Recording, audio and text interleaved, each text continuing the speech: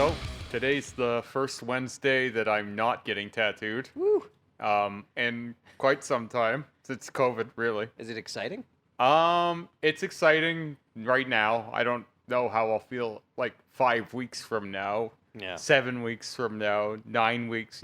As it progresses, there are things where I'm like, will it be fast enough for me?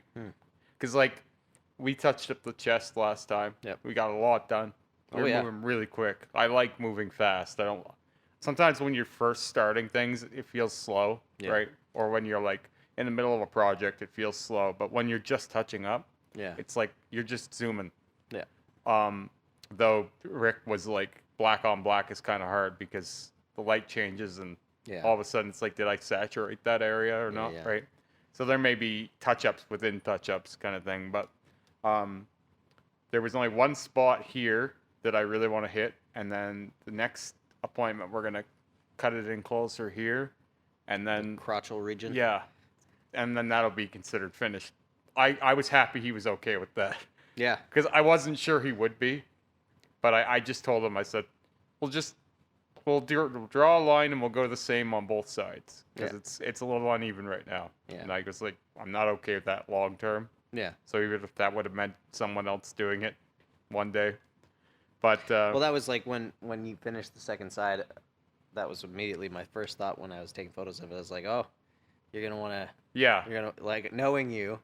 You're gonna want to make that more symmetrical. Yeah, and at the time I just couldn't even get there mentally. I was like, it's fine. Don't even mention it, Kevin. I know what you're saying, know, but yeah. I don't want Rick to Shut go. up, we're Let me get done." in there again real quick. Yeah. Because at that point I was kind of sick. Like I was like, all right, enough.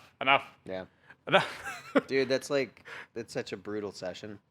Yeah, I don't like those areas. Yeah. Like I had a guy who was like talking to me yesterday. He's like, "What do you think about 10-hour leg blackout? Like 10 hours, Ugh. one shot kind of thing." I'm like, I think that's a Terrifying. terrible idea. Yep. And good luck walking, let alone healing all of that. Yep. I would say ambitious would be 4. Mm-hmm. You could probably do it, but that's not how I like to do things. You could do a section. Yeah, But like healing both sides of anything is not really the funnest thing to do. yeah. And it's you can potentially sacrifice a lot in Yeah. doing that. And then who knows what goes wrong, right? Yeah. Like how it's gonna heal. Yeah. Maybe an infection if you're not careful. Yeah. Right? So it's just more trouble than it's worth, I think. Man, it's better to just do it over time. Plus, like, is there something to healing? Like, for you, your body is so used to healing, right? Mm-hmm. Like, is there something to, if you're a person that's trying to get a large piece like that your body has never had to heal something like that before? Oh, I think so, for sure. Yeah. Because you even see it.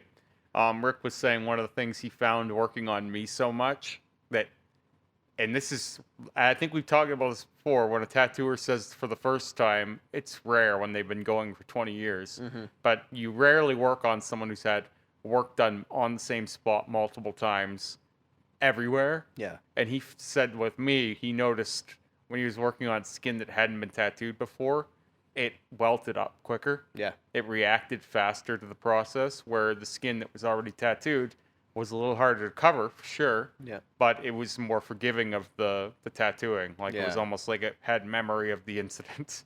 Yeah, Like it would make sense. It's like it's familiar with the feeling and Yeah. what's going to happen, right? Yeah. So It's got some memory. to say right now, I'm excited to be off this week. I'm feeling that this week with other things. Like I'm kind of like went into my weekend this week like aware that I wasn't gonna have that soreness and that tattoo and all that stuff. Yeah. So like today I'm gonna do like an Instagram live later, and I'm gonna like I stretched my cartilage Ouch. 3 weeks ago originally. Mm-hmm. In the last podcast, my ear was suffering because sometimes when you stretch your cartilage, which most people think is impossible, Yes. you don't get all you want right away. Like, especially where I am now, a lot of the times the pressure is so extreme that when you stretch it, it swells so much that there's just no jewelry long enough. You'd almost have to have a taper in there, like a big long taper hanging out of your ear, like out to here. Yeah. Because the swelling, your ear will literally turn sideways Yeah, of sometimes course. because it's just so swollen. Yeah. So, and yeah, if you have a taper that size, that long, it's too heavy and it'll Pull your ear down. pull your ear down, right? So Wow. it'll add weight. So you Yeah. can't really do that either. So the only thing you can do then is after you've stretched it, you almost have to go. Well, for the first night I had to take my piercing out, which is crazy because you would think after you stretch your piercing you wouldn't take it out, but I had to let it like the Breathe. swelling come down, right? Yeah. And then the next day I put the next day after I had it out for about a day, I put the smaller size back in again, and then a few days later, once that had calmed down again, I slipped in the bigger size again. It got a little bit angry, still swollen, so I went back down the size again, then back in with the new one again, then out again, just so that it's keeping that memory of being that Yeah, size. So having that. because people think cartilage won't shrink, Yeah. but it kind of does still. It kind of, your skin will sort of try and form back a little. Right. It won't go back 100% like we talked about with my lip, but it does try and go back a little bit. So I was just trying to keep it, reminding it that, hey, it's stretched, but giving it that space to heal and the swelling to come down. And finally yesterday, I was able to get the bigger piece back in and no swelling this time. Yeah. And so I consider that a war rather than a battle, right? Now stretching my cartilage it's never one time done anymore. And it hasn't been, I'd say, from 18 millimeters to where I am now, it's been like a 3-week process almost. Wow. And so my buddy asked me, he's like, is it done now? Are you going to go anymore? I'm like, I could probably go one more, but it's getting unbearable. Really? Like, and for me to say that, it means a lot. Yeah, that means a lot, yeah. That's, for those who don't know. Yeah, it's getting to the point now where I'm a little bit, I'm not scared of the pain, but I'm scared of the throbbing Yeah, and like the headaches. That seems like torture a bit. Yeah, Like, I mean, it's weird too because it's like you can stop it too. yeah, You know what I mean? Like you can take your foot off the gas if you need to, and I guess that's kind of what you're doing with putting the new one in and then taking it out, putting the old one back in. You're throttling it almost, right? Well, I've heard of other people's journeys like this, so I don't find it that like it's not like I'm charting too new ground. A guy I know, Dragonheart, on YouTube, and he has an Instagram. He had the same problem with his septum, but he has he was trying to get 30 millimeters in his septum, and he was somewhere in between 28 and 29 for months. And it was just like he would get there, and then it would be causing him like horrible problems for weeks where he couldn't deal with the pain and the pressure or whatever, the discomfort and sinus issues, and he would back down. And one time I think it even knocked him back 2 sizes because it was just so swollen that he couldn't even fit his old jewelry in anymore. After a while, the skin just gets so inflamed, right? And it's just not going to take it. It's like, you've gone too far, back off. Yeah. Like, our bodies have these natural defenses to them. Yeah, our bodies are pretty clever. Yeah. You know what I mean? Yeah. Like they really like a lot of that like listen to your body kind of thing is necessary. You know what I mean? Like we have to actually take into account that our body do have some sort of knowledge of what they're doing. Yeah, and I find it annoying, quite honest with you. Because it's an impediment. It is because, like, back to that 10 hours of blackout that my buddy was asking me about, is like, yeah, see, that sounds like a good experience in a way. Sure. Like, just for the, you're Does like, not sound doesn't great to sound me, good. but that's all right. But what I mean to say is, like, it seems like as a memory, that's a cool one to have. Yeah, that's it. Right? Like, to be able to say, and then... It's a one-of-one memory. Right, exactly. Like a good story, and I did this whole leg in one session. Like, it's a great idea, and mentally you might be able to do that. It might not be pleasant, but you could probably achieve it. But physically, it's gonna be more than your body wants to deal with, right? It doesn't matter what you can convince yourself of mentally. We're still human, whether we like it or not. Yeah. Right. And we have certain predestined parameters, right? Mm-hmm. Like humans can't take that much before they die, for example. We're all No. going to die around 100 years, 80 to 100 years, much sooner for some of us, right? Much later for others. Who Much knows? later. Technology, bro. But like we have our parameters. Yeah, our limitations. So whatever we can convince ourselves of mentally, just because I think I'm a lobster doesn't mean I live like a lobster. You know what I mean? Yep. Because you drown. Yeah, you drown. So even if I think I can sit through 10 hours of black work, maybe it's not the best idea, right? Yeah. And so I get really frustrated with my ear, and my wife says, "You do this to yourself every time," because I'm literally like in the mirror, like, "Oh, you're such a bitch." Like, "Oh, why are you doing this? Why ear? Why are you doing this? I am so over this." You're talking to your ear like David Goggins. Yeah, I really am. Yeah. 'Cause that's how I feel. Lift the boats, I'm man. like, this is pathetic. Yep. This shouldn't be this way. Well, I mean, I could make the counter argument that yes, it should. Because really, like, you know, your ear is just trying to protect itself or you or, you know. Yeah. That's where, like, the interesting thing about pain in general is that, you know, it's your body trying to keep you alive. Like, it's drawing attention to an area that's under trauma and, you know, just wants you to get that trauma to stop. Yeah. But it's like, it'd be nice to be able to, like, talk to that area of the body and be like, hey, man, look. But here's the deal. What I'm trying to do is this. Yeah. You could probably shut it off for a minute. Yeah. But we If don't have only- that luxury. Only we could intuit that way. I mean, maybe we will one day. Well, you know, the more integrated we're going to become with like biomechanical type things, right? Yeah. I mean, it is possible to imagine, but then I don't think you'd even be stretching things anymore. You'd just be customizing yourself at that point, right? Yeah. Like, I don't want this ear. I want an ear with bigger holes, right? Yeah, yeah, we just get new ears. Great. We just go buy a better ear with a better hole, right? Right. Bigger hole. Now I can fit bigger earrings, right? Oh, that's such a weird idea. Yeah. But I mean, I like it. Yeah. Well, it makes effort a lot less valuable at that point, right? Because a lot of what we can do, people are impressed by because they know how much effort would have went into it, or Yeah. they're shocked by because they know, like, some people will see a picture of me and they're like, all I see is pain. All I see is the pain. Yeah. Like, I'm just imagining how much pain there was Mhm. because it's just so much work, right? But if you all of a sudden were to be, I just went to an avatar store and bought a new skin for myself, then that Yep. pain element is gone. It's gone. So All the work is gone. it's not as impressive, right? No. Some people don't see the pain though. Some people they think it's just like paint or something, or like you could do this all in one session or something. I don't know. Well, the interesting thing too is like full coverage, like it is a traumatic thing to go through. I'm not undercutting that, but I don't know about for you, but for me, I would much rather have a large mag worked on me than Yeah. anything else. Well, it has its ups and downs. Yeah. So like people will see a large mag at work and they're like, "Oh, that's got to be so painful," and I'm like, Yeah, it is, but at the same time, what isn't? Yeah. Because Yeah, like no, that's right.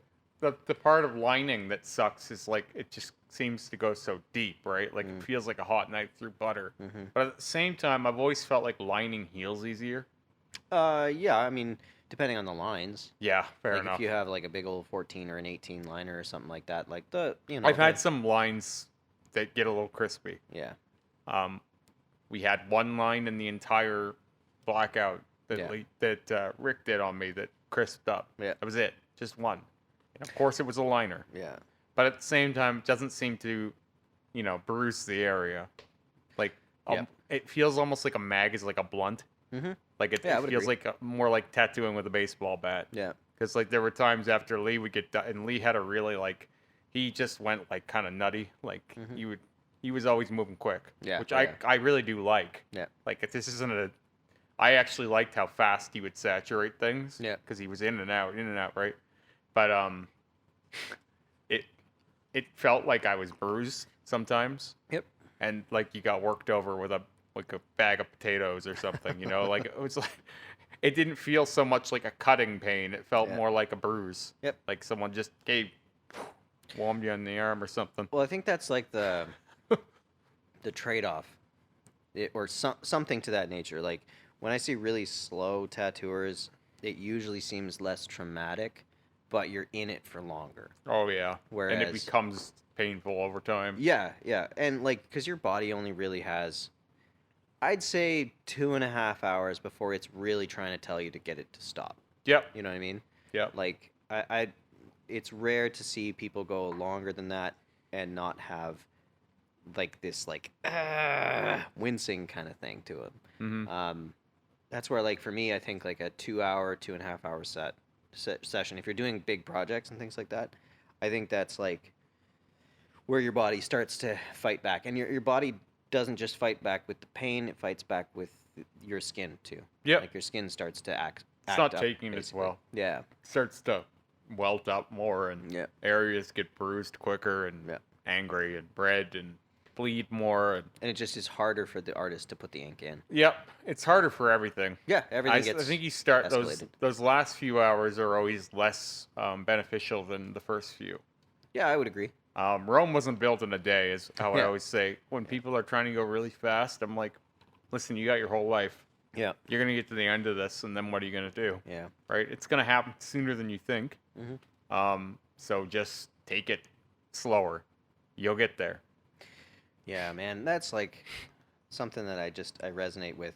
Like I just want to be able to have people think things through further and to enjoy the journey and realize that, you know, everything good should take some time. You know what I mean? Like should. it's not this like instantaneous thing, but we get instantaneous gratification in so many different areas, so it's like it's hard to argue with that. This is where me wanting my cartilage stretch naturally, like that one in that one go, right? Sometimes when you get really heavily invested in things like this, you've been patient for a long time. It should resonate that if you get farther down the road, you're going to have to be even more patient, right? Yeah. So, like, how that translates from my tattooing, for example, is I have an all black suit for the most part. And if you do that amount of black work, you're going to need to fix some things along the way, right? Yeah. Like, there's no chance that you're going to get to the end and not have things to touch up. Like, I've had people say, "What are you going to do when it fades?" And I'm like, "Well, it doesn't fade all at once, right? So if you keep chasing it and keep catching it, right? But I will be working on it for pretty well forever. Yeah. Because by the time I get these arms touched up, then it's the stomach. Then finally going back down the legs, and I want to hit the back again, and Yeah. you know what I mean? Like it's gonna be some amount of work no matter what. Yep. Especially because it's all one tone. But there's a lot of people that see my work all the time, and they're like, above all else, it's never about, oh, it looks so dark or anything. It's always about looks smooth and saturated, because a lot of people have, you can see a lot of the old work. Yep. Right?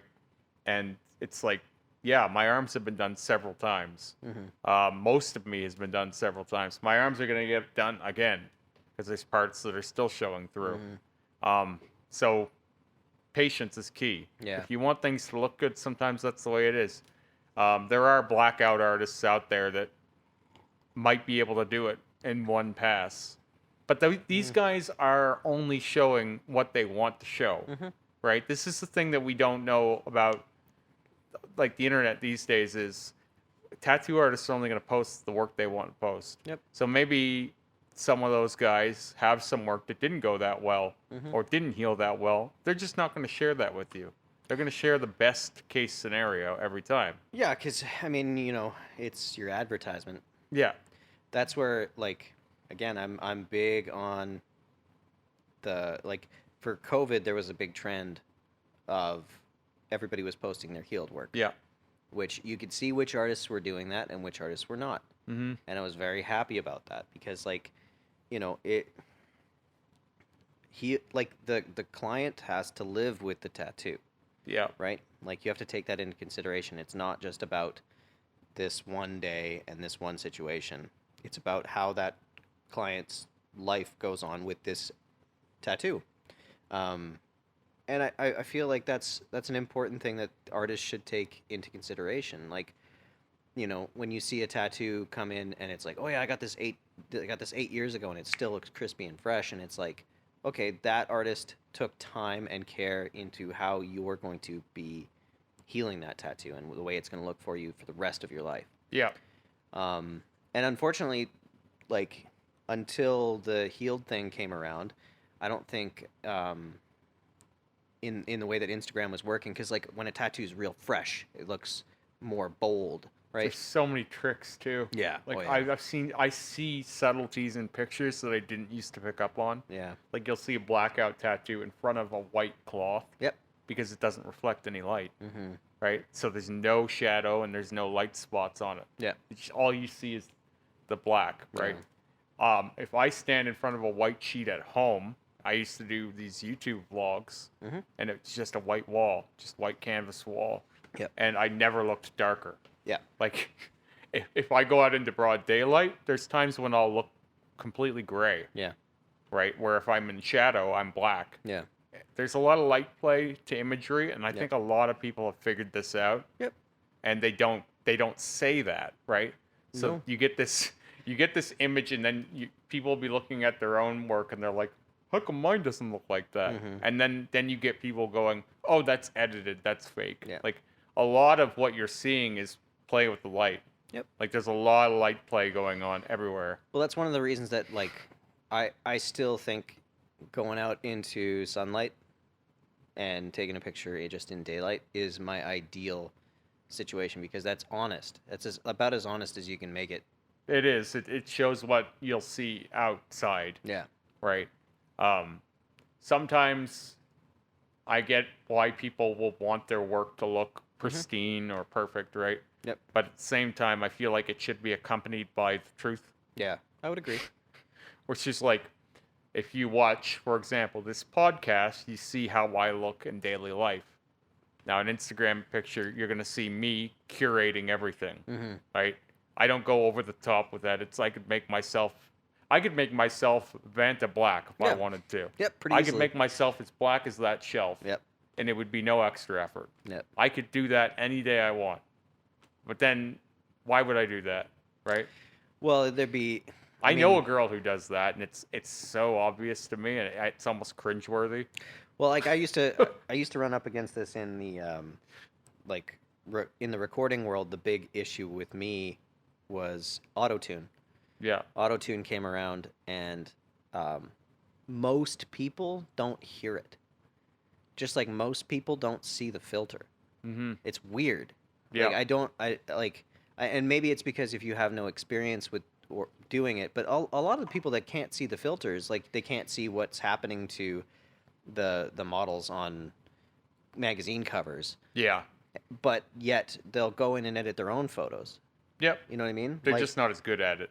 Really. Yeah. They're not, because if you're not good at editing, it looks like crap. Yes. It makes you look like a weird alien or something. Yep. Like you're just like all of a sudden like, okay, you got your skin darker, but now your face is like, you know, it's like sheet white, and you have like a bright pink nose and like orange ears, you know, because you only Nailed focus. it. Yeah, it's too broad, and it doesn't make any sense. But yeah, some people are really, really good at photoshopping things, and I don't have Photoshop or anything like that. But obviously, I've been on Instagram a long time, so I figured out the fine art of what is a good picture for me, right? Yeah. So there's some stuff I just don't want anything to do with. Yep.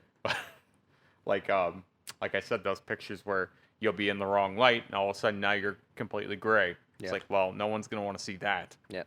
So It'd it is like, what it is. Well, I mean, they won't want to have a blackout tattoo if that's how they think blackout tattoos look. Yeah. And it'll be like, oh no, everything just exists in the world. Like everything will change with light. I will say that if all lighting could be the way I look sitting here, I don't think anyone should ever edit anything. Yeah.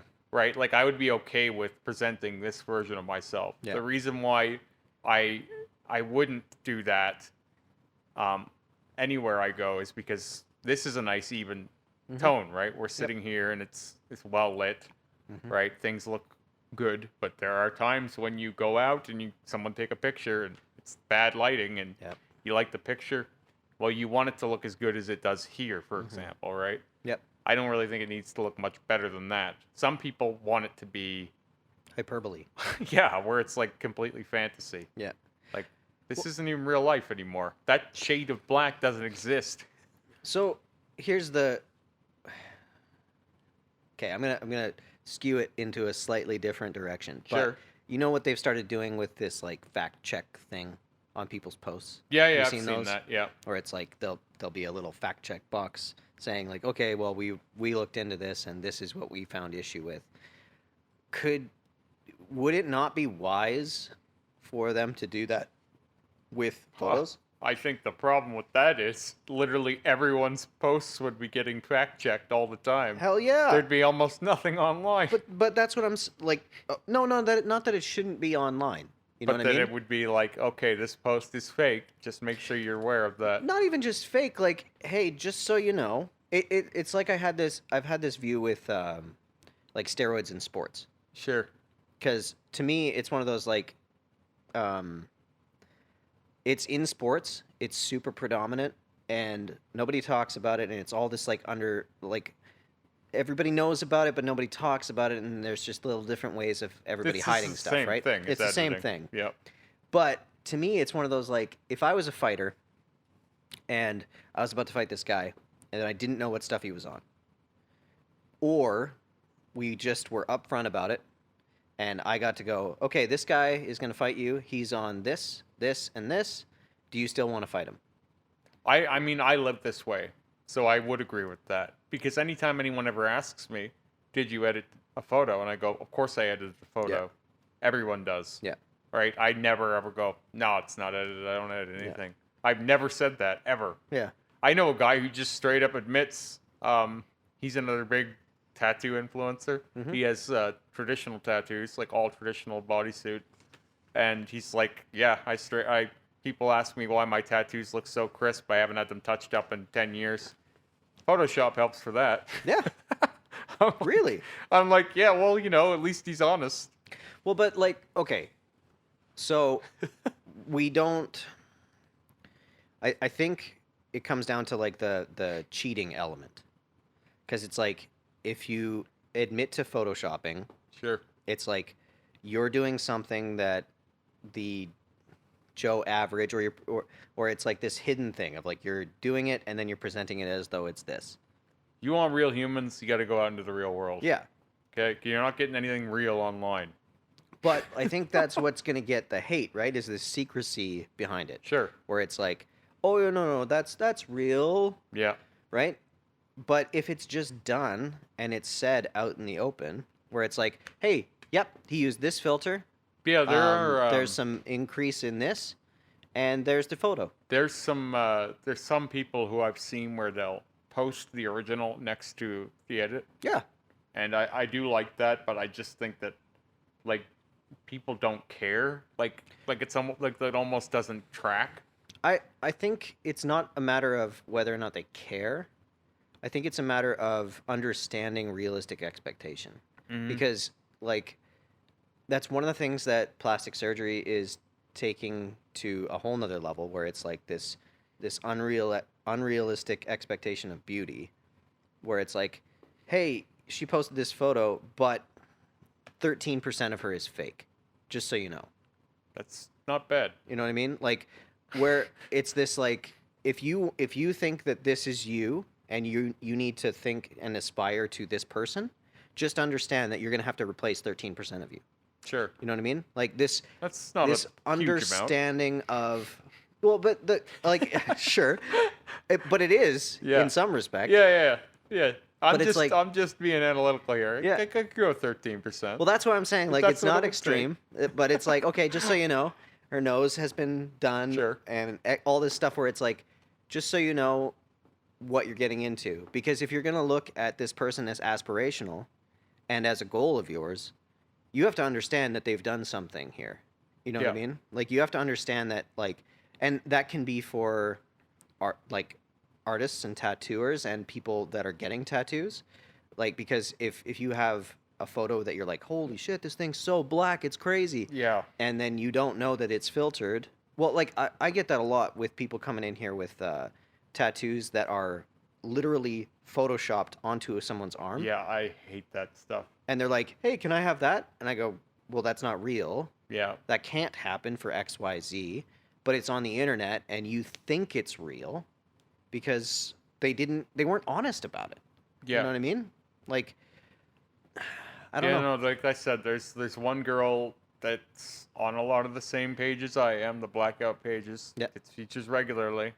And I'm like, I don't know how she feels okay posting these pictures because it's just so ridiculous. Like, because I get people who are sometimes um, like I had a guy who was like, beautiful saturation. I just wish it didn't take editing to get it that dark. And I can sympathize with that. But my black work online is just an exaggeration on real. Mm-hmm. Hers is literally, like I said, it's the color of that desk. Mm-hmm. And it's just like, Kate, there's just no reality where that's possible. Mm-hmm. No one is walking around like that. You'd have to be a sheet of white. Well, and you'd have to be a piece of paper. And then how could you ever have that? It looks super contrasted, Mm-hmm. but there's no light source, right? Like it looks like it's right next to white, but it's, Yep. You know what I mean? But yeah. I just know how I know what happens. Like we talked about this a couple weeks ago, where I said the only thing I miss about my old, when I still had some pieces, is you have that contrast, Yep. and it shows white against black, right? Yep. And black looks blacker. Yep. You can't get that without the white, though. Yeah. So there's something weird going on there. Well, and like, again, I just feel like, why not be upfront about it? Well, this is the problem, is like I see it, and so I can be kind of okay and go, okay, well, I know what she's doing because I could do that same thing. Yes. Like I could show you after this podcast, I could make myself look the same. Mm-hmm. So I don't get as bothered. I just cringe a little. But for some people who are going out and getting their, like a blackout done, hoping to get that in real life, you're not getting that, and then they're going to be upset. They're going to feel misled. It'll be like, well, I seen this picture of this person, and it was all one tone, and it was pitch black. Yeah. And how come mine doesn't look like black leather? But it still looks sweet. It still looks sweet, but it's just, well, I think it even looks better. I do personally. too. Like, I like the way it looks, but like the image that people are hoping to get Yeah. can't be obtained. No, it's impossible.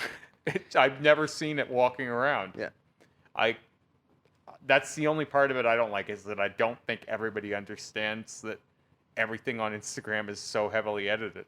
Well, You're not getting Bob with the stained sweatpants and the shirt Yeah. that doesn't cover his belly and the Yeah. armpit stains on his shirt eating a bucket of chicken. You're not getting that guy. No, you're not. You're getting perfect images that Unless have that's been curated. your thing. Well, That's unless fine. you're looking at nothing but Bob. Yeah.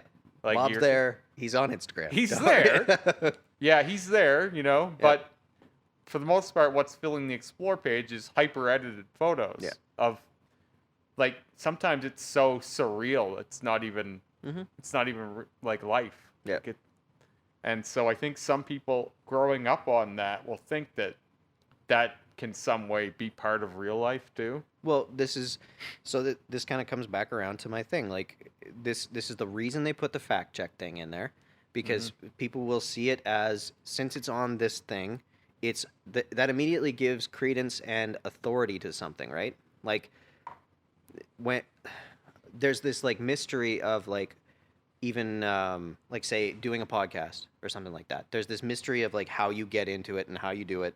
Yeah. And the wizardry around what we're doing. And they're on YouTube, and they're on this thing, and it's this like, you have become some form of authority simply because you have this avenue that a lot of people don't know what to do or how to interact with, right? So for people like you who have this large following, that is more authority.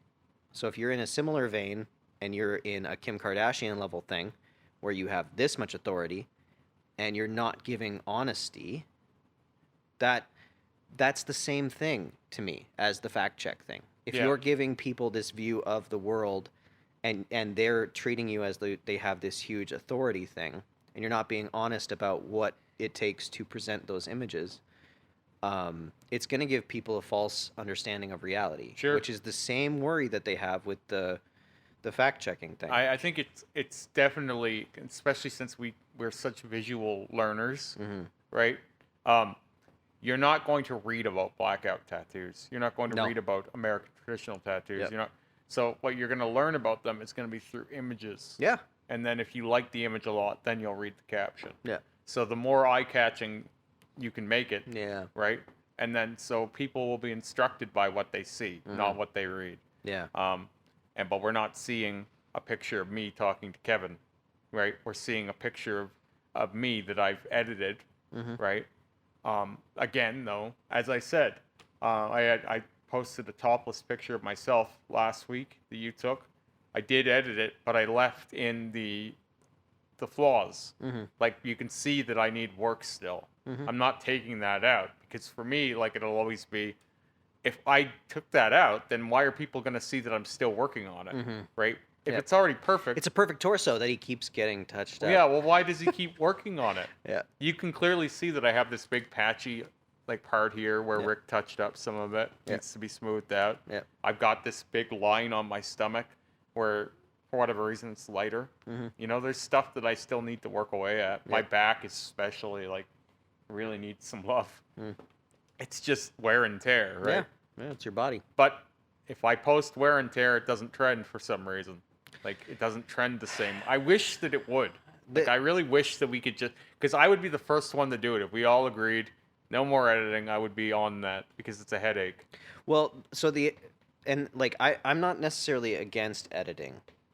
And that's the other thing that, like, I realize that I'll sound very contrarian to myself in what I'm saying. Because I like things to be presented in the best light that they can, right? Like, I'm a big fan of that. Like, when I was recording records and things like that, I did every trick in the book to make it sound natural, but to present it the best that I can. Sure. And I would do the same with almost any avenue. But I wouldn't mind being able to, like, I wouldn't mind some sort of feature being able to be honest about that. You remember back in the day when you'd go to a live show and you'd think, man, they sounded better live than they do in studio. Like, I've never thought that, just so you know. Well, I think I've felt that one time. Yeah. But, like, I remember people used to say that all the time. Like, they were better live than they were in studio. And I'm wondering if that's, like, we used to value that raw energy a little more than we do now. I think what you end up getting is you get the experience. Sure. The smells, the sights, right? Yeah. And even just, like, most people listen to music on really terrible headphones and speakers and things like that. So to be in a room with a fucking loud sound system and a kick drum that hits you in the gut, that's an experience that majority of people don't have on a regular basis. Like, I have really nice stuff to listen to music to. So for me, I if I'm in a live venue, I'm picking apart the trashy sound system. You're like and me all when this I go stuff. to a restaurant. Oh, and yeah. I It's can like I tell can't... everything that's going on. Actually, I will say there's the shows that I really like are the ones where they're like, my wife is really big into I can't even remember her name. Oh, Ellie Goulding. And it's this pop act. I'm not really a pop person, but we went to her show and the band did a completely different thing for all of her songs. Yeah, they Everything changed was it up. entirely different, and I was very impressed with that. But there's the energy thing. I think really changes something, and like but that's where, like, you're experiencing it in the real, which, like, I've always said this, that when people see you naturally, it's a very striking image. You know what I mean? Like, in, like, the way that your bodysuit presents, it shows differently than it does on a photo. Sure. Not positive or negative, just it's different. Yeah. And some people will value the in-person experience of you. Like, I'm going to talk about you as though you're an entity right now. But the in-person experience of your tattoos, they might value that more. You know what I mean? Because there's the human element to it. There's the being able to walk and talk with you. And then there's some people that are going to look at the striking image and go, that's cooler. You know what I mean? I find that there's a weird disconnect that happens because I have a very small Facebook, and it's all just people I've known from high school and work and stuff. Mm-hmm. And so they'll see me like on the Unilad video, or like getting interviewed by Renez, or Yeah. then, or like my Instagram, or like there was that Simpson, or like whatever, just different features I've had, like and it's always like, I just seen this guy the other day at the grocery store. Yep. That's the way it should You be. know, Though. like it's like, I wonder how it scales for people like a Joe Rogan, or like a Kim Kardashian, as you said. It's got to be nuts. Like the difference of, I know this person, and then someone who's only known them as a celebrity. Mm-hmm. Like, it's worlds apart. Well, and like, I argued with this guy about the last cheese slice the other day. You know what I mean? Like it's like a cognitive dissonance almost for me. well, it definitely is. Like there's but there's something about that that's like super intriguing to people. Like this this ability to see someone in the light that the rest of society takes them, or the ability of who they really are. Sure. Right? Like people who actually know you can technically voyeur in on the other way as well, right? Whereas most people, other than like, I'd say this podcast helps a little in terms of the regular you. Yeah. But for people that only know you as you in the Instagram, that world, they won't get to see really the regular you. Yeah. You know what I mean? That person really doesn't exist to them. And I try to more and more blend in my identity into my character. Yeah. Because I don't want them to be separate. As we were talking about with Scott last week, I don't really want to have the tonal shift of I'm Remy, now I'm Jeremy. You know, I want it to be like I'm the same person, just operating physically and mentally. Yeah. Like, or physically and on social media. Mm-hmm. But like, it's almost really not supported. Like, you almost can't if you want to be successful. Like, I've had a lot of people who are like, if your account would be more popular and go farther if you didn't have a wife, like if you didn't have a son. Like, you know what I mean? Like that kind of thing. I think that's an old way of thinking, though. It's just, I don't know, whatever way of thinking it is, it's not the image I'm building. Yeah. Like, that's fine. Someone else can have that. Yeah. Someone else can be the Remy that's single. Yeah. Because, like, I don't want that. Yeah. Like, if that was going to make me more popular, that's not the popularity I wanted. Yeah. Like, I'd rather build, like, as a family man or whatever, right? And it's who I am. Well, okay, so I think what we're moving towards is like, because the reason I say that's an old way of thinking is that's like the old way of presenting a celebrity. It was like you had to have this hidden, like whatever they really were was hidden, and you had to have whatever the marketing was as the lead in terms of how they're presented, right? Yeah. So it was like, if you're in a boy band, everybody's single, everybody's straight, everybody's like all this, like, and whereas like now our society, I feel like, is more like, I think the reason Joe Rogan is so well received is that he is not putting on airs to do something. He doesn't give a shit how many views his videos get. Sure. He does not care, Just because him as a creating it, person does not care. Yeah. Right? And I think the reason that people like him is because he is not trying to present something different than himself. I think, though, like, it will be easier to think that way once you already have something established. Like, Joe Rogan's been a thing for a long time. But not to the degree that he is. No, now. God, no. It's growing. Yeah. And who knows where it stops, but I think it's like, I think culturally we are gravitating more towards finding a bond through someone's reality rather than through someone's presented image. yeah. Because like, I don't think Kim Kardashian gets to Kim Kardashian level without her reality show, right? Mm-hmm. Like, if she's just presenting this thing and being a model or whatever, like, that does one thing. But the fact that she structured a way of having people enter into their real world whether or not you want to agree that it's real or not. Yeah.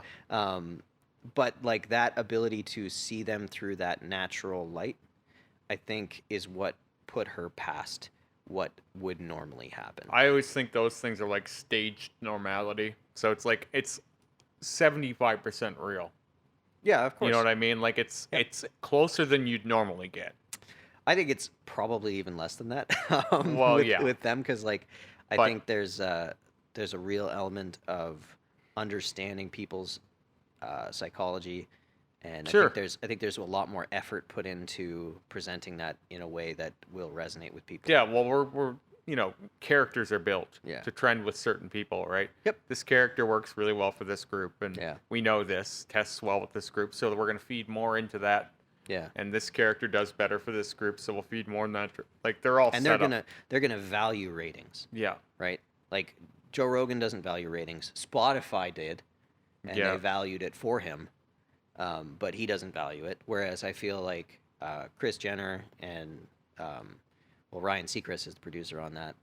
Like they would value the ratings. Sure. You know what I mean? Well, they want it to be successful and make money. But I right? still think the essence of what skyrockets people now is this little window into their world. You know what Yeah. I mean, but how big should that window be? Is a hard thing to. I think it's. Because what do I just start? I baked chocolate chip cookies today, and then I post that. That's my day's post. It's a picture of me with chocolate chip cookies. I mean, it'll really resonate with people who love chocolate chip cookies. Sure. You know. Who doesn't love chocolate chip cookies? I mean, if you And then tomorrow, diabetics, I guess. But took my sick cat threw up. Here's Yeah. a picture of me picking up my cat's vomit. You know what I mean? Like, how real do we want to make this? I mean, at that point, then you get into this idea of like, what if you just start streaming your life? Well, I think people Kind of do that now, right? They do. Yeah. Yeah. Streaming is all kinds of things, right? As Yeah. we've talked about before. But at the same time, like, I still think that there are new markets to be found. Mm-hmm. Like, we like to put on podcasts as background music. Yeah. Background noise, right? How far does that go? I don't think we really know yet. No. Like, our background sound could eventually just be just the sound of someone living their life, Yeah. going about the house. Legit. Today I want to listen to a middle-aged woman making house. Yeah. Right? Why not? It's a good background noise. Well, and I don't think we're far away from that. Well, we have these videos on YouTube, these black screen rain, like 10 hours of rain, Yeah. right? And Yep. people go to sleep with it on. I used to joke that my boss, well, one of my bosses, like two bosses, the male, the husband, Mhm. he doesn't like to come into work when it's super busy because then he can't be upset about small things. So if it's going well, he doesn't bother anyone, kind of thing, right? Yeah. So I've always said that I want to make an app called Sounds of a Busy Restaurant Yeah. and just play it ambiently throughout all the speakers in the restaurant. And it's just, dishes clanging Yeah. and like cups being filled and waitresses hustling around and Yeah. and spatulas stuff. And then that'll just keep them away, Yeah. right? Like just, oh, they must be busy. I can't come in. Like Sounds of a Busy Restaurant. Yeah. It would be great. I feel mean- like there's a niche for it. Yeah. It's a very specific niche, but that's a niche nonetheless. Yeah. That's very interesting. I mean, like, there is something to that though, because like, I don't know about you, but I think like a lot of people have this same discomfort with silence. Mm-hmm. Like to just sit and do nothing and be quiet, and I think that's getting less and less. You know what I Yeah. mean? I mean, I kind of enjoy silence because I have a lot to think about, unpack, it seems like. Like, I get a lot of it. Because when I'm at work on my own, these days I don't listen to anything in the morning. I just have silent air and I'm just prepping something or whatever. Yep. And I'm just deep in thought. And the time seems to almost go by quicker with silence because Yeah. you start to immerse more in your own thoughts. Mm-hmm.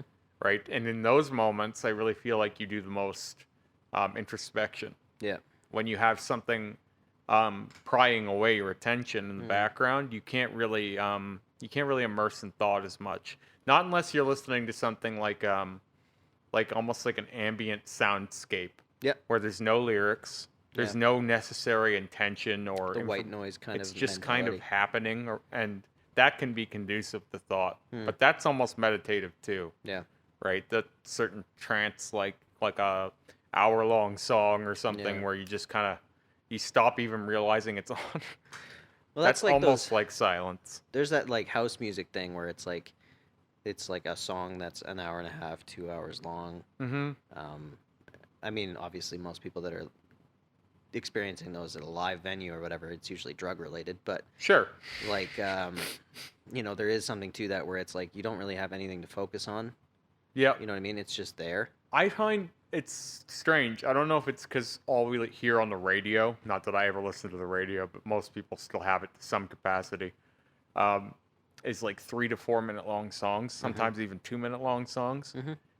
Most of the stuff I listen to, I mostly listen to really slow doom metal, or like This song's atmospheric 18 minutes long. atmospheric black metal. In both cases are like 10 to 20 minute long songs. Yeah. With long instrumentals and long, like, just kind of melodies playing. Like, sometimes it's not even heavy for a lot of the time. Sometimes it's just dead space for a while. Like, it's just really ambient stuff. And when I play that stuff, it's not the typical, like, oh, like, they're screaming. I don't know what they're saying. Like, it's not that. It's more like, it's so slow, it's depressing me. Like, people can't be okay with something that takes a while musically. It seems like. Yep. Because I like a progression in a song. I like there to be like a direction that they reach over time. Yeah. I don't know why. I've just always liked progressive elements in music. It's more Well, classical. I mean, it's more of a story arc. Yeah. If you do that. Yeah. Whereas like I remember with all the music stuff, like it was this idea of like that's radio, and they look at it in terms of people's listenership and when their attention and all that stuff, and it's like you have to have certain amounts of information that come in at certain points, and no one's got time for that. Wrap it up. basically, yeah, and not to mention it was to fit like a lot of things happened because of the technology of the time, right? Like you had a certain size record that you could play that was your single, and only so much information fit on that. So it wasn't necessarily that like this is what radio has to be. It was like the method that we played it on for those little singles. They had a limitation. That's one of the things that I feel like a lot of people forget is like technology at the time, no matter who was using it, that was the best that they had, and they did what they could with it. When you started to see longer and longer things, like you got your Led Zeppelins doing crazy long songs and things like that, it was because vinyl became bigger and you could record longer. You had longer reels of tape. You had thicker reels of tape. There was just a bunch of things that changed as technology changed, and that this singles mentality or the short songs that are better for play and things like that, a lot of that was just because of the time. Yeah. And now all of a sudden, if you don't have radio, what does music look like? I mean, music's in a weird place right now, and I like it, kind of. Like, I kind of like where I'll just go on my Spotify and it'll let me know, hey, this band that you like has a new album coming out. But I've never been a mainstream guy. I'm not going to be the hipster here, but I've always been off on the fringes ever since I was, like, my first big concert I seen was Nightwish back in 2004. Epic.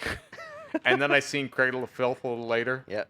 So I was like the guy with like makeup and like I had a trench coat and like crazy mohawk and like different things, chains and all that shit, spikes, collars, all of that stuff when I was young. So my idea of like, even when I was, I think 2000, I was listening to Slipknot and Korn and stuff like that. That would have been the right time too. Yep. So it was like the progression for me was always from kind of known metal into really like semi-known metal and then really obscure metal now, where it's like I don't even think of it like, oh, this metal's better or anything like that. My tastes have just gone off in strange directions as time has gone on.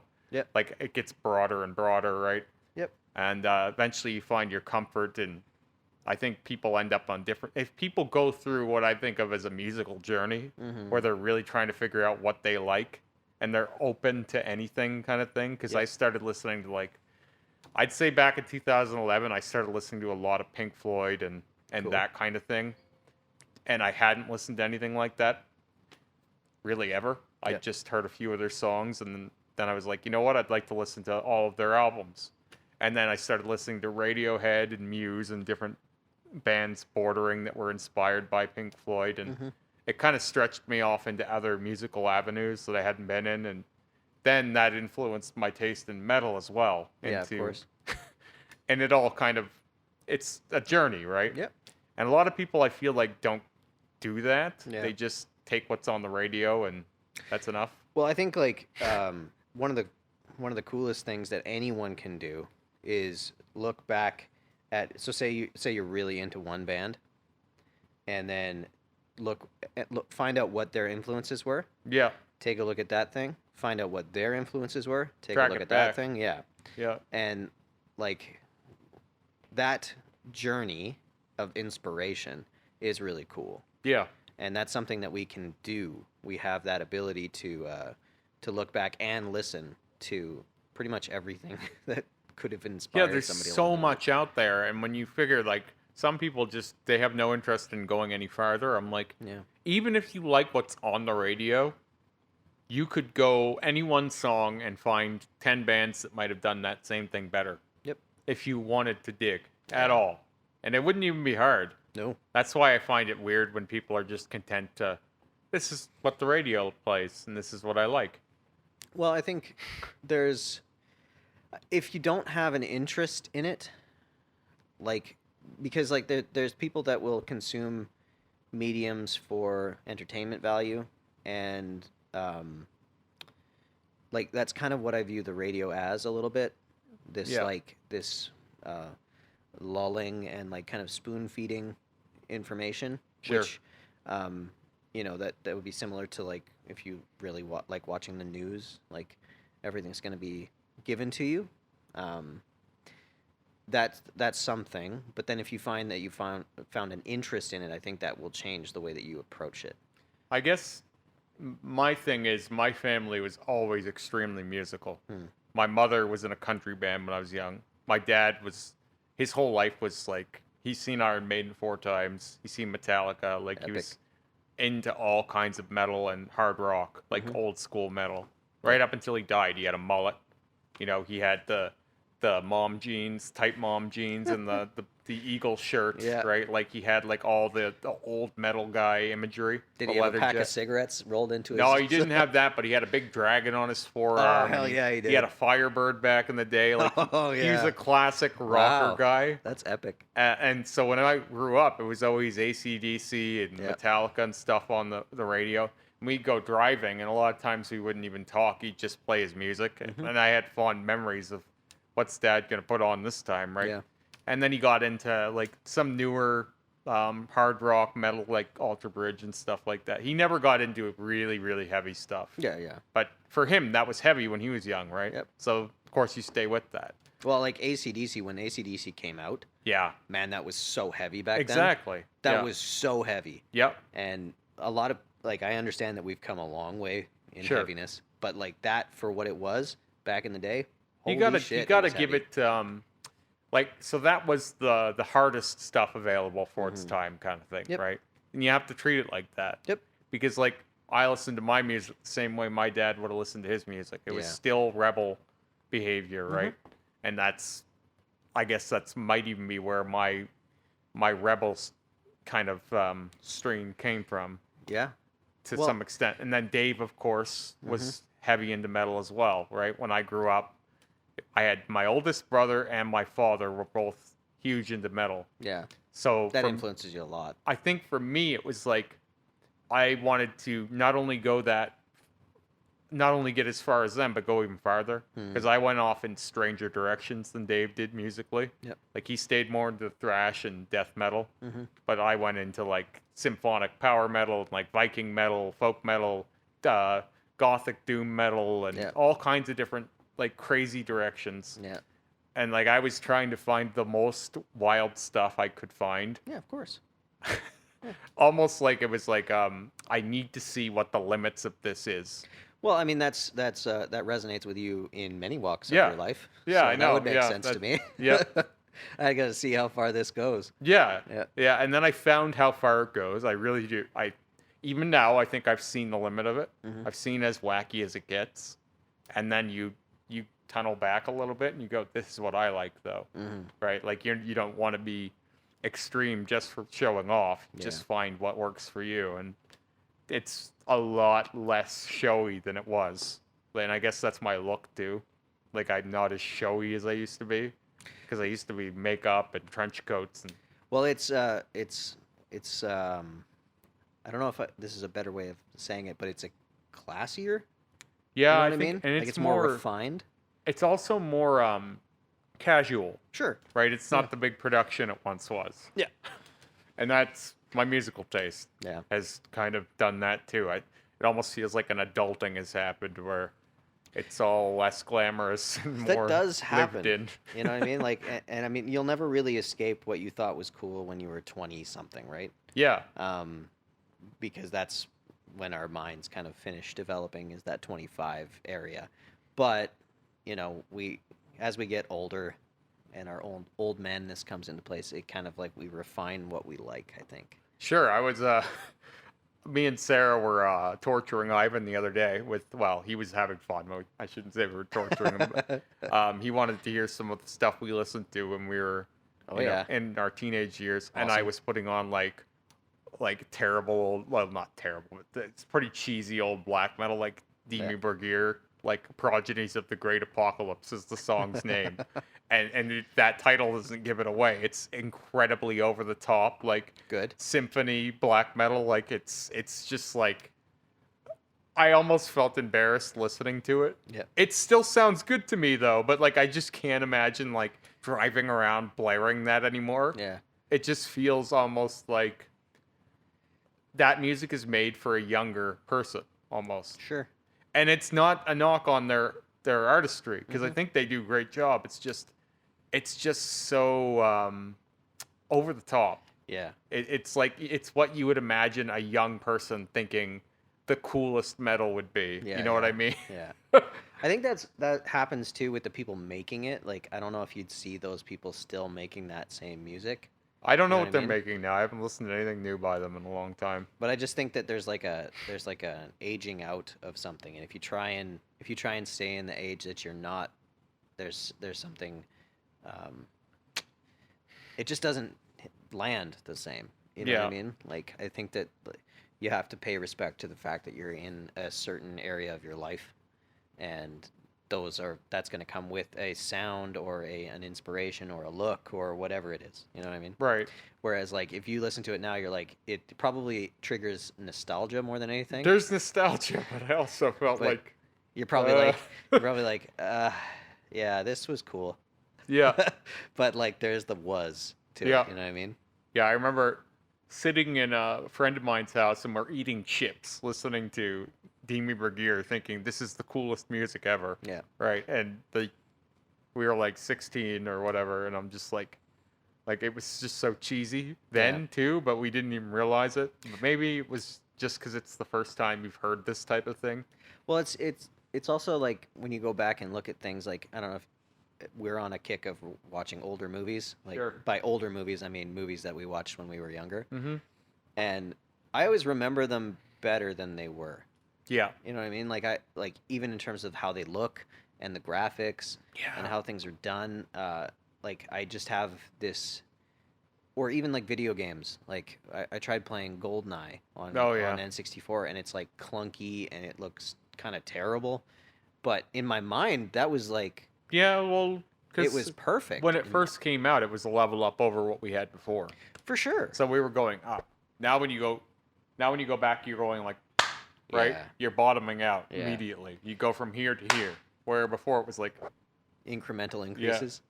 But it's just amazing how my mind forgives a lot of that stuff. sure. Well, Like- my son, we try and play Donkey Kong Country with him because it's on the Switch now, Awesome. just on their free app. and me and Sarah were loving it. And he's like, "Oh, the graphics are terrible." I'm like, "No, this is amazing. Are you kidding me? Yeah. What are you talking about? Look at this frog I'm riding." Yeah. But it doesn't work. Like they're spoiled. Not even. It's not even that they're spoiled. It's that life has spoiled humans, right? Like we don't appreciate things we used to. No. Like that used to be an amazing time, and now it's like, yeah, what else you got? You know? Well, and I guess that's the way it is, unfortunately. But like, I don't know. I just think that it's weird how when we look at these things, it's like, okay, we can see them through how it was for us back then. Sure. But it's hard to see it the way people would interpret it now. Oh yeah. Yeah. On your point of adulting, yes. right, and things growing up and maybe not doing it the same way because you can't anymore or it wouldn't land the same way. I used to have like, God knows how many piercings on my face. Mm-hmm. Right? 7 lower lip piercings, 3 upper lip piercings, 5 nose piercings. I had 2 on each side here, dimples or dermals in my stars, and I had my eyebrow pierced, both sides all the way across. Like it looked like really, really congested. Mm. I would never do that anymore. No. Like I would never have that many piercings anymore. Mm-hmm. And at the time, I must have thought it looked good, but I look back and I'm like, it didn't look good. Mm-hmm. I don't like the way it looked. Mm-hmm. I don't know why I liked that, but it was so much. They were all small though, mm-hmm. where now they're all big. I used to think like, because I had so many piercings and I could change them to like any ends and whatever lengths of bars and stuff I wanted, I felt like I was able to customize my face. Like I could be a different Jeremy every day kind of thing. It does give you a lot of options. Right. And so I have that war chest at home full of goodies. And it would be, I want them to all be black today. I want them to all be, colored today or whatever I wanted. And I always felt like Mr. Potato Head to some extent. Yeah. Customize my face today. Right, exactly. And as I've grown up, I've taken so many of them out, but I've made so many of them like more defined, and more distinct. And I feel like that's my adulting process mm-hmm. for piercings. Yep. Has been, I don't really want the way it used to be, but I want to make it work with how I am now. Like maybe I'll have less, but they'll all be more significant. Mm-hmm. And I still have lots. Yes, you do. Sure. Like who else has this many that we know, right? But I told you I stretched this one up. Yep. I also, this week, just moved up my conches again. Whew. So they're 14, this one's 14, and this one's 15 millimeters. Wow. And I said I only wanted to get them to 16 millimeters. Yeah. It's only been a year I've had them. Yeah, I was about to say, I remember you getting these pierced around this time last year. Yeah. So I know a guy who got his punched. That's crazy. I know a guy who got his punched just after I got mine pierced. Yeah. And he got them punched at 00. My conches are bigger than his now. Yeah. And he had bleeding for days. Of course. That's so traumatic. Punched. And I'm like, I would make the argument that if you get a stretching kit and you just stretch it from a normal piercing, you can do it much easier and much less traumatic. Yeah. Because now we're doing Stone Wolf Adornments he makes these kits that are half sizes. Mm. And that's smart. So you can almost do it where there's no pain. Because it's a half size once the piercing's healed. Barely feels like it's any different. Yeah. So you're just slowly going up. Yep. It's almost like a tortoise and the hare thing, right? Yeah. Where my friend did really clever. He was the hare, and I'm the tortoise going, not even so much slow, but steady, right? Yeah. Steady, steady, steady. I think I'm 3 sizes over him now. And wow. he got them done at a 00 where I got mine at a 14 gauge. Yeah. And there's like no problem with my conches. This one is completely fine already. This one's a little bit slower because I sleep on this side more, I think. Yeah. But yeah, I think I'm only going to take them a size or 2 more before I'm done. And the next size will be really fun because this one I'm going to put a tunnel in right away. So all of a sudden there's going to be a giant hole here. Oh, that's wicked. So that's going to be like graduating for that conch. Yeah. Like it's going to be good job, conch. Nice work. You get to because I don't like to wear I don't like to wear tunnels and things until I'm kind of good with where they are. Why is that? Because they don't heal as well as, like, this plug has a lot of room for swelling and stuff. Oh, okay. So the only time, for example, I had a tunnel in this last week was during the podcast. Yeah. Because I didn't want it to look funny. Mm. Because what I was sitting with was one of these. Yeah. Right? Where it had room to breathe. Mm-hmm. And then for that podcast, I fit my old piece in just because I was like, when I'm out, I don't want it to look weird. Right? Because Okay. I'm vain that way. And no one else may have even noticed. Probably not. It's something like we're our harshest critics, Yeah, right? of course. So I had the Although tunnel the internet in. is proving that wrong. It's like Well, yeah. our harshest critics seem to be random strangers. Well, I have a friend right now that's under attack. I won't name any names, but he's being mobbed on social media. Joe Rogan. Sure. And I just messaged him, and we haven't talked in a few years, and I said to him, hey, man, we don't agree on everything, but I think your heart's in the right place. Try not to let the social media mobbing get to you. People can be really vicious online. Yeah. Right? And, he responded and thanked me, and he praised me for my social media endeavors, and I was like, oh, one day at a time kind of thing. Mm-hmm. But, like, I really hate seeing people get mobbed online. Yeah. So, And I mean, until it happens to you, or like people around you, or something like that, you don't really understand. It's happened to me several times, but not for personal reasons, so it doesn't really connect. Yep. But we've seen it happen to people here. Oh yeah, right? It's crazy. It's terrible. And like I mean, I just don't. I don't know how much further it can go without some sort of consequence needing to be implemented. Yeah. Like, you do see that in certain areas, people will get jumped on, and then they have this experience of a consequence similar to their action, right? Like if they're being vicious online, and then all of a sudden people jump on them for being vicious, and then they kind of get a taste of what that feels like. But I don't know how much further it can go without us having to try and take it seriously.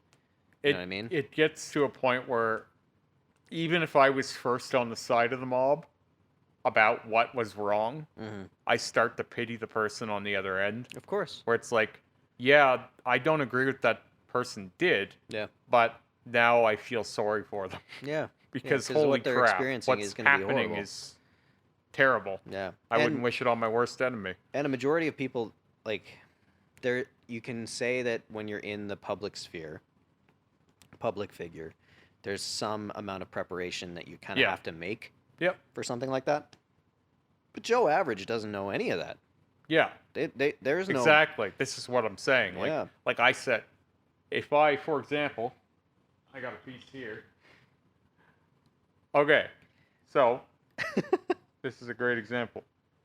If I put this in and walk around, right? Oh, that still blows my mind. Yeah. So if I put this bad boy in and I post pictures and a video of me wearing this, or if I walk around downtown like this, wave at everyone, I know to some extent, like, I know this looks wacky as fuck, and someone could be annoyed. Someone could say something about it. Yeah. Someone could say, I look stupid. Why would you wear that thing? All these different things. I know that going into those interactions. Not everybody does, right? It's not always as obvious as there's a big thing in your nose. It's not always as obvious as your skin is completely black, or at least what people see is black, right? Yeah. It's not completely black, but I have the preparation always. I'm walking around cognizant of the fact that I'm controversial to some extent. Whether I should be or not is another argument, but I am. I am, and I know I am.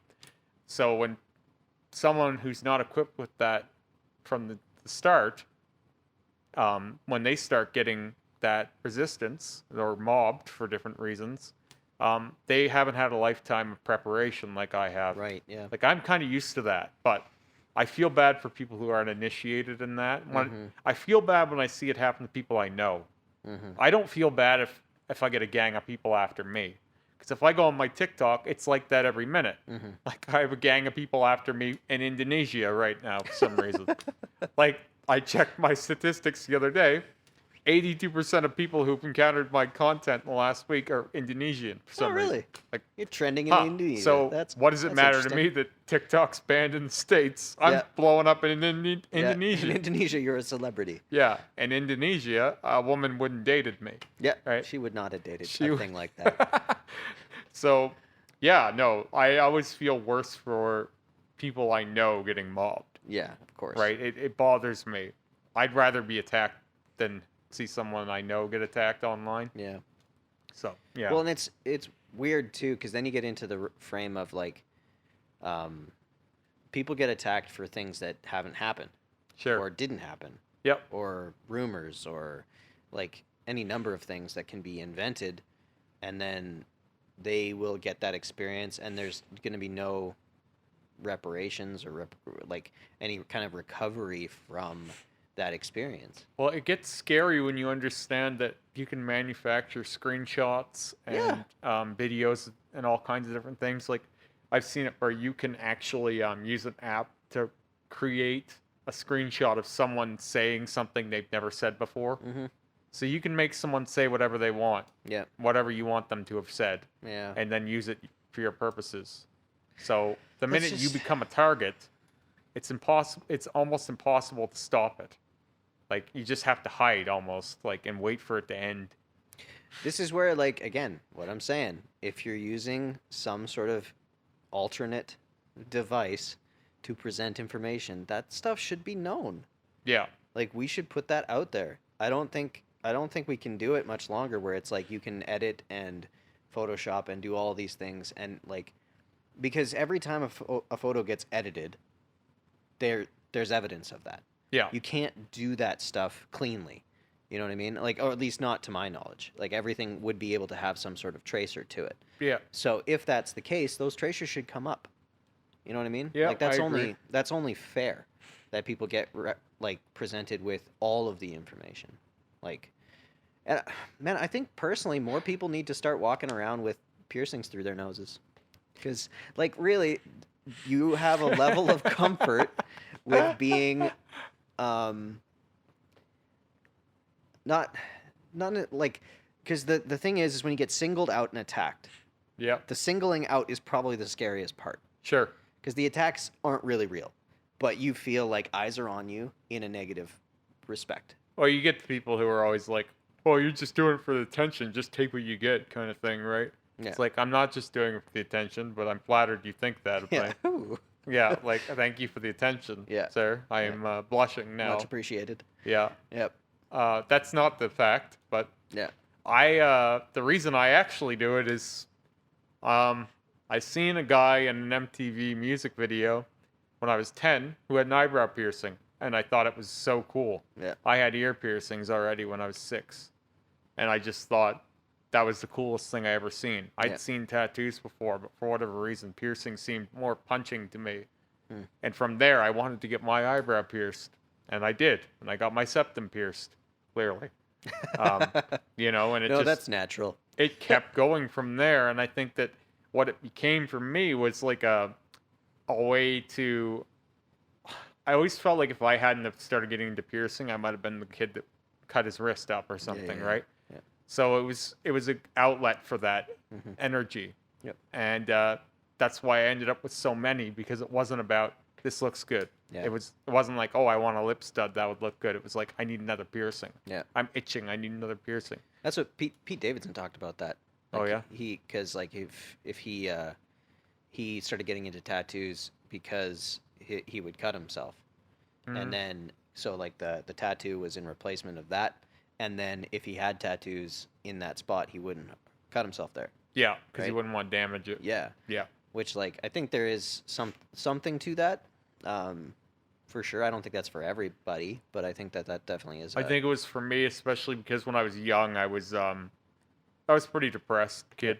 We moved out here from Nova Scotia, and I didn't want to go. Mhm. And my father was in Nova Scotia, and my father and my mother split up when I was young. Yep. And I wanted to stay there with him, but he didn't want me there.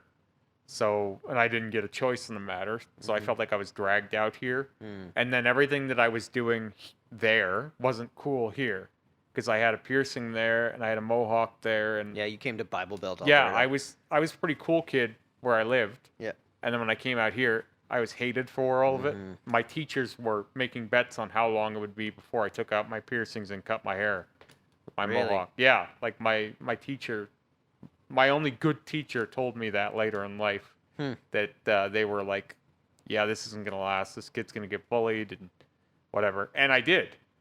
In fact, I did take out my piercings for about a year. I gave up. I just wanted to exist. Yeah. And then there was a day when I was talking to a girl I liked, and this kid came by and spit on me. He just spit at me. And I'd had enough because I'd been being bullied quite a bit. And for a while, it'd become like I was just the kid you could just bully.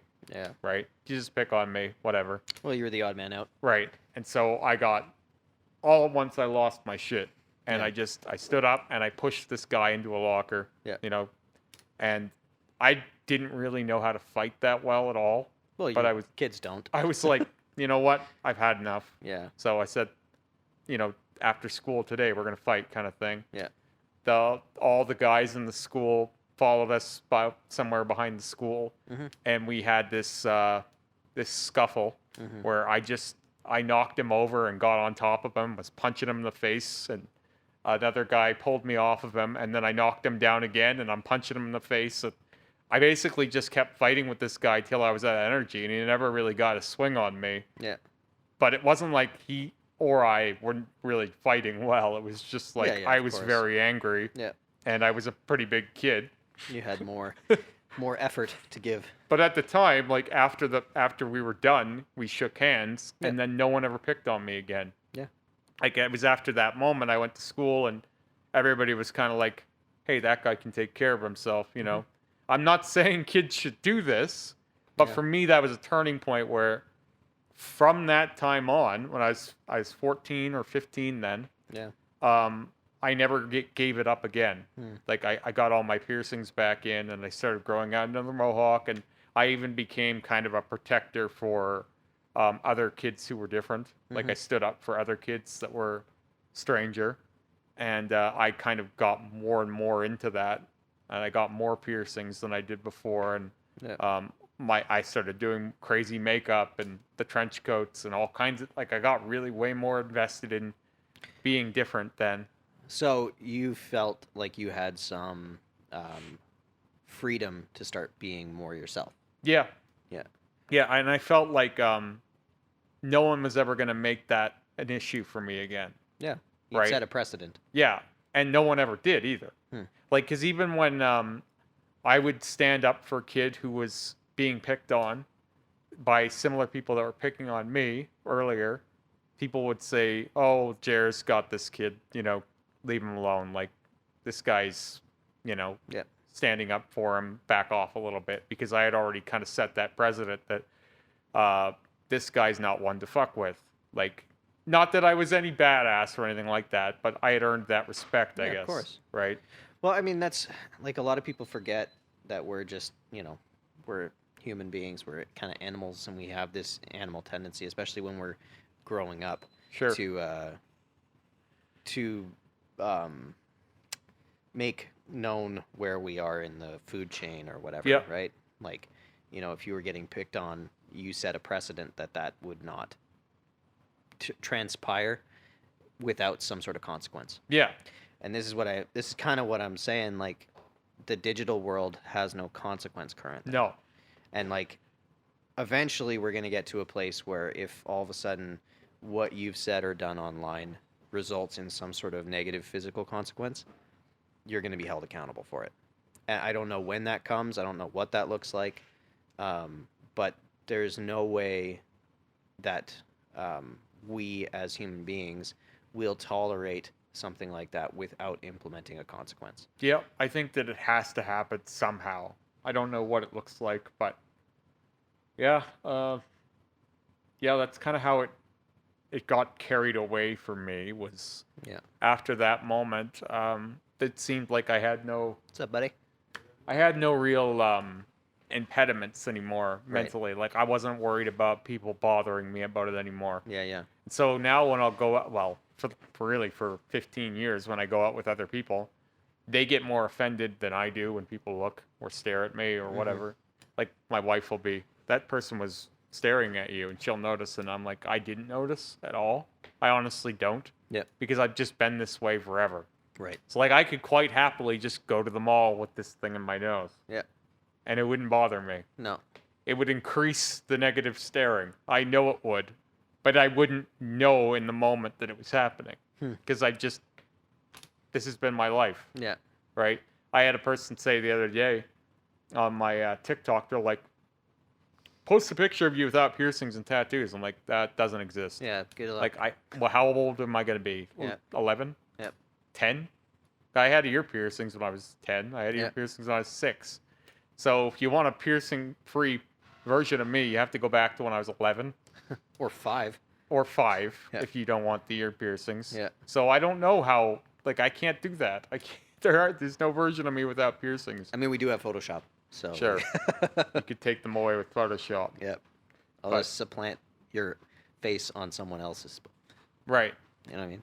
I remember then, another developing factor for me in body modification was watching the documentary Modify. Then my mind just went, it supercharged because I'd never seen people with the modification that was in that DVD. I was just like, holy crap. There's another level. Then I started thinking about stretching my septum and like cartilage and stuff like that. It was like, these guys are doing crazy things. I got some piercings. I got some holes. These guys are going nuts. I want to get on their level, right? And there's where I started getting into stretching things. Yeah. And now I'm to the point where I have custom pieces being made for me that have never been made before. Yeah. Right? Like this piece here, people are probably like, how is he breathing with that thing in? It does beg that question. Right. And I don't seem like you've just jammed your nose entirely closed. Yeah. But it's got probably got some snot. It's got holes. Oh yeah. Right? Yep. 2 big ones in the center. And then all these little crosses cut out of it. Okay. So air flow through there. Yeah. In fact, I can, like, if I'm eating something hot, I can blow steam out of it. Oh, that's so cool. Really cool. But I have. Oh. Get away from me. I have this one that was made by another jewelry maker, and it doesn't have air holes. Yeah. So this one goes in, and it's not as nice looking. On you. Oh, there you go. And this one, I can't breathe unless I breathe out of my mouth. Yeah. So I am a mouth breather now. I can't breathe through my nose with this in. This is the problem. These are just performance pieces, right? Yeah. Where that one, I could quite happily live in if I wanted to. So who makes these? These ones are made by Dead King Jewelry. They have, this one has holes in the bottom side. Okay, bottom. cool. And then I have another one that has holes in the sides. Oh yeah. Just because he was like, I don't know what will work best. Try them all. So yeah, that one I couldn't breathe in. This one, I couldn't leave this in for very long. Yep. This is a test of my will to get in even. Let's see if I can do it today. Oh boy. Holy shit.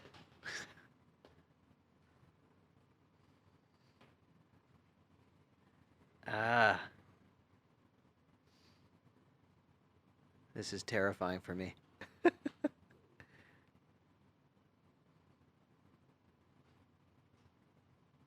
Oh man. Well, you did it. Yep.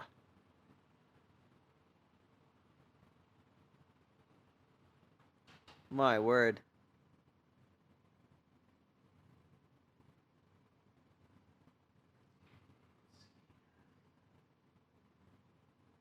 So is that not just incredibly uncomfortable? Oh yeah.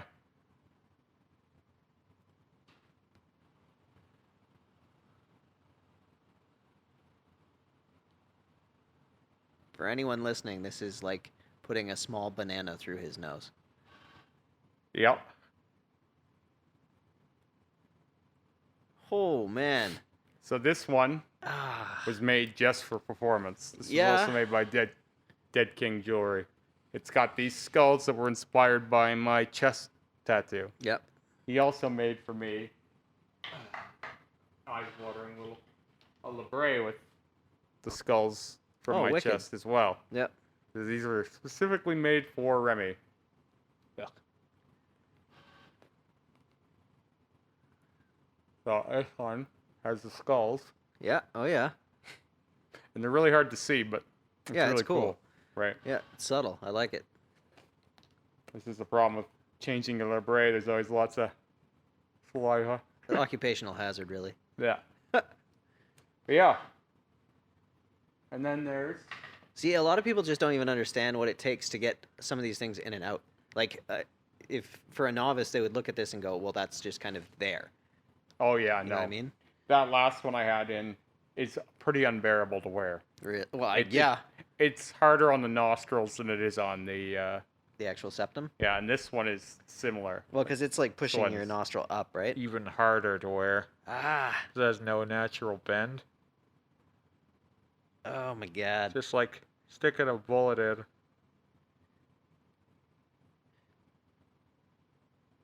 It is quite unforgiving. Yeah.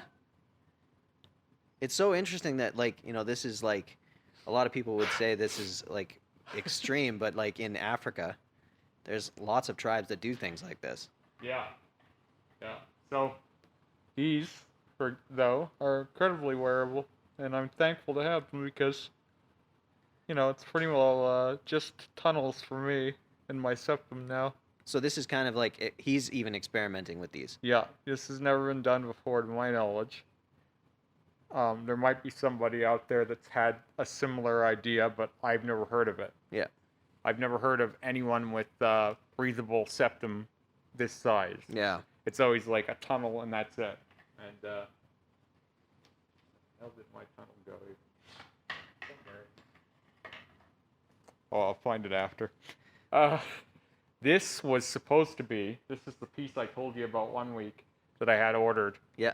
It was supposed to be a spike. Right. It was supposed to be this. Oh, okay. Yeah, that makes more sense. How does this turn into this? So how the hell do you even fit that in your nose, right? Pretty aggressively. It can't.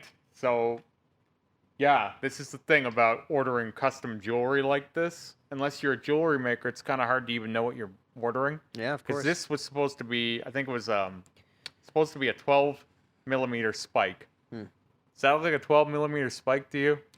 That looks like a little marble to me. Right. It's not right. So I talked to Stonewolf about it, and he told me that in order to get what I wanted, you'd have to get a longer spike. So this is, I think, 30 millimeters.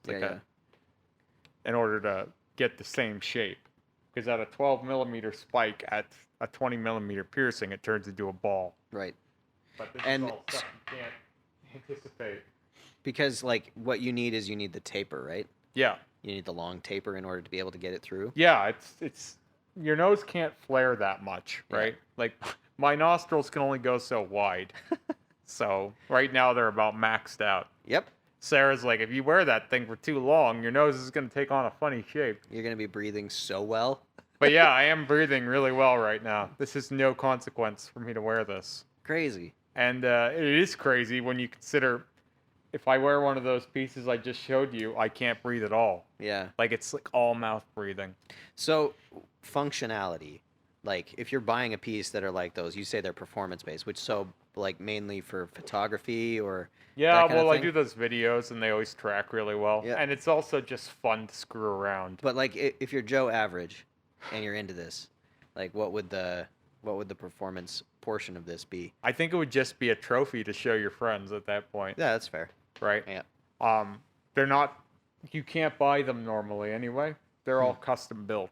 Yeah. You can't just go to a store and pick out something like anything I've just showed you. They don't exist. Yeah. So you have to have them custom built. That's where like I feel like people don't really understand how far into the extremity of piercing you are.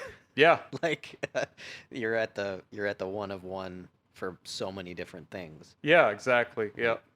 That's what I find really interesting about it because it's like only you will know the boundary of it.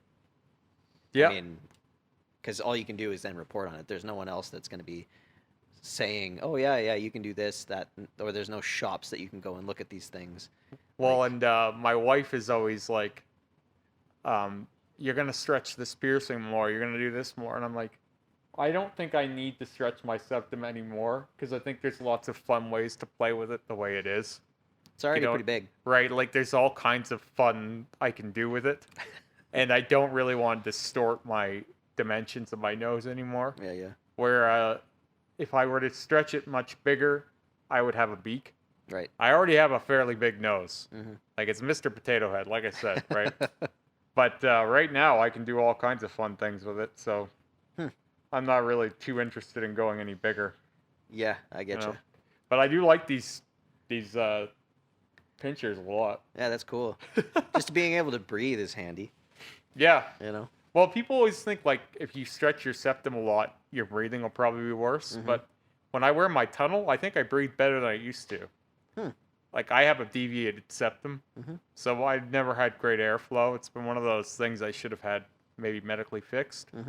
But stretching my septum has actually seemingly helped my breathing because I get more air through my nose. Interesting. It's weird.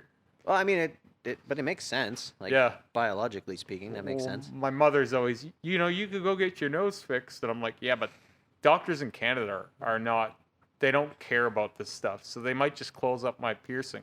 Probably. Right. And I'm not going to do that. Yeah. Like, I might sound short-sighted of me, but like, I'm not going to take something I worked on for 10 years and throw that away. No. Well, and I mean, like, nor should you. You kind of have put in the time. You know what I mean? Like, and if it's something that you wanted to walk back from, that's your decision, right? Yeah. Not theirs. Well, and I don't know if I would ever walk back my septum because if I don't want you to see it, you'll never see it anyway. Yeah, that's a fair point. Like, I could just put a solid flesh-colored plug in there and you would never know. It's the most secretive piercing you can get. I guess that would be the way if you really wanted to try and do, like, no piercings. Yeah. You just make them all flesh tone. I could do that. Like I said, Mr. Potato Head. Yeah. Right? Very customizable. A bag of tricks. Yeah. Yep. Bag of tricks, literally. So I have another Instagram video part to my series coming up. It's going to be titled Not a Mouth Breather Anymore, right? Where I'm just showing that I can breathe through this and maybe I'll blow some steam out of it. Yeah, you should. Right? Because that's hilarious. But people are always like my video series that I've done on YouTube with the wacky piercing shenanigans is so separate from the the identity that I've created on there. Yeah. And I like that, but I don't want to do it as much as I was for a while. I just want to do it when I get a new piece, or say I think I'm gonna do one for Halloween, and I'll probably do a candy cane one for Christmas. But like for a while, I was doing one every few weeks, and I was like, I don't know if I need to do them that often. Yeah. Because they don't mingle as well with me as a character as I wish they did now. They're great on my TikTok. Yeah, of course. But on my Instagram, people see me as the man of pain and progress and nice captions. And then the next image you see of me is me sticking 2 batteries through my nose or something. It just doesn't... It doesn't track as well. I hear you. It's one of those, like... can't be goofy and serious. Yeah. Like I said to Sarah on the podcast a few weeks ago, it's trying to be the smoldering model, and then all of a sudden you've got a thumb through your nose or something. Yeah. It doesn't. It breaks the immersion in the character. You're breaking like the 5th wall at that point in time. Yeah. And it really does. You see it in your insights where those photos always trend, but you always lose a lot of people too. Like I'll lose like 200 people over a post like that. I'll gain more, but like they piss people off. That's so weird though. Like I don't get what in them triggers somebody. I mean, if you don't want to see weird piercing shenanigans, you follow a guy for blackout tattoos, then maybe. Yeah, I don't know, man. But I'm a whole package. And like they're so close to each other, you know what I You'd mean? think Like in the so. blackout world, like most people in the blackout world would be also pierced. I think that a lot of people don't, like in the tattoo world, they don't like body mod necessarily. Hmm. They just want cool tattoos. The aesthetic. Where of it. I'm like, give me the limits. I want to find the limits of things, right? I want to explore all forms of this. Some people just want the tattoos. Right. Yeah, Where no, I get that. Ephemeral Remy is all things body modification. Like in the future, I'd like to do even interviews with other weirdos from around the world. Weirdos I use affectionately. Yeah, of course. Like I'd like to talk to people who split tongues. I'd like to talk to people with tattooed eyes. Like Yeah. I'd like to know all of this stuff, even if I don't do it myself. Yeah, I You would know- love to talk to. There's that dude who's like that top scarification artist. Yeah, yeah. I would love to talk to him. Yeah. Yeah, I'd 'Cause, like, like, that's a whole world that I don't know a lot about. see, I like all of that stuff. Mm-hmm. And I think a lot of people that follow me just follow me for the tattoo content. Yeah. So it used to be easier to be a bit of both, but now it's like I'd like you better if it weren't for the labret piercing, like the big plug, where that's So just strange. part of like who I am, right? Yeah. So Well, but I mean, I guess we get to kind of be nitpicky for everything, right? yeah, Like people are able to kind of pick and choose everything that they want or don't want in their life. So it's like, oh, you have this one piercing, and therefore, yeah. I had another guy who's like, I've always liked all your mods. I just don't quite understand the labret piercing, and I'm like, that's a fair thing to say. You're not going to be the guy who likes when I'm eating fries through my lip. You know what I mean? That guy's not going to like that picture. That Yeah. guy's not going to share that picture. How many more of that guy are there? yeah, Right? So then that's where my TikTok becomes the main channel for piercing shenanigans. yeah. It's It's kind of nice to have separate avenues. oh, for that sure. stuff. Yeah, for sure. And then Reels on Instagram has become a dumping ground for that kind of stuff. Yeah, too. it's a similar thing. It's a similar thing for trash content. Yeah, trash content Yeah. that I wouldn't be as proud of. It's interesting seeing all these little segments of where certain things go. You know what Yep. I mean? Like to see how different parts of these technological avenues all go into different types of, I don't know, avenues for content or like themes. Things will trend better in one area and not in the other, and like it's Yeah, very interesting. yeah. I always think like a funny thing for me to do would be to just carry out, because normally I wear my tunnel, right? And you can't see my septum unless you're like on the side of me, and then you're like, oh, you have a rather large hole in your nose. But like I think it's just living my daily life with this in, like going for groceries and I'm wearing this. Yep. You know what I mean? Like it's just, it would be funny to deadpan it, like I don't even know there's anything different. Yeah, that's how I would ride. And then get offended when people notice. What are you talking about? It's like, are you staring at my nose? That's very rude. How I don't rude. stare at I don't your stare nose. At your nose. Jeez. And just be totally like, pretend to be unaware of how goofy it is. I like But- that idea. But at the same time, I say it's goofy, but I also kind of think it's cool too. Yeah, of course. Yeah, Well, you wouldn't do it if you didn't. exactly. It's one of those. It's a bit funny and a bit cool. Yeah. You know, Yeah. and that's kind of what I think body modification is anyway. Like I get people are like, "You're being a freak show." Like, what a freak! You have a great job at the circus, like that kind of thing. I'm like, yeah, I wish, because like I can eat fire too. So Really? oh yeah. Oh. There's a video of me on Facebook still where people are lighting marshmallows on fire, and I'm eating flaming marshmallows. Oh, And I've always thought like I would have loved to be in like an old timey freak show Yeah. type thing, because I love that kind of stuff. I love the spectacle element of it. yeah. So like I would love to learn how to do sword swallowing and different things like that, right? Like freak show stuff is Yeah. interesting to me. I don't take that as a diss. No, I get you. Like the old blockhead hammering a nail in his Yeah. nose. Like I would love to do that, but where is it? Like, is it even happening anymore? Well, I mean, the clown work in itself, I think, would probably be online now, wouldn't it? I don't know.